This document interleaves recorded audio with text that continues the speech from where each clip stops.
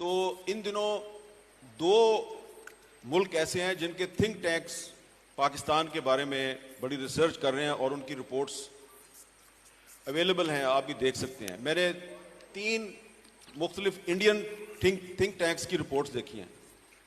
Indian think tanks ये कह रहे हैं कि खुदा न ख्वास्ता पाकिस्तान 2030 तक कायम नहीं रहेगा, टूट जाएगा। और इसी तरह एक अमेरिकी यूनिवर्सिटी के प्रोफेसर जो हैं उनका वो भी एक थिंक टैंक से उनका ताल्लुक है।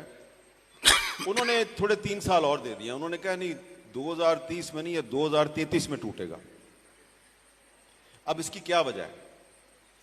उसके लिए वो जो उन बैरोमीटर्स और वजूहात बता रहे हैं वो कुछ ना कुछ तो है ना, हमारे इर्द गिर्द नजर तो आ रही है ना।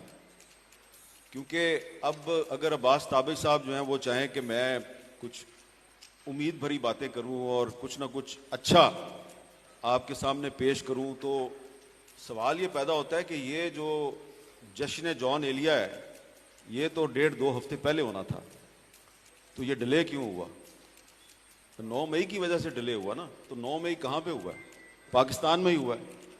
तो अब अगर हमने पाकिस्तान के बारे में कुछ ना कुछ अच्छा कहना है तो अब हम 9 मई को कैसे नजरअंदाज कर दें? अब्बास ताबिश साहब, बुरा ना मनाइएगा,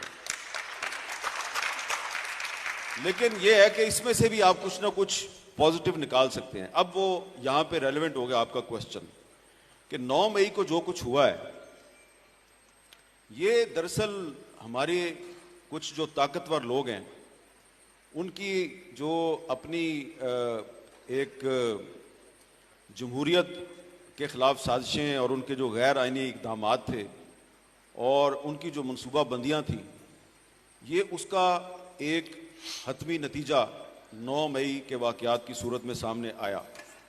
लेकिन अब बदकिस्मती ये है कि आप 9 मई के वाक़यात की जिम्मेदारी जो है वो सिर्फ एक सियासी मकतबा फ़िक्र पे डाले जा रहे हैं और उन्हीं के लोग जो हैं वो रोज़ टीवी पे आ गए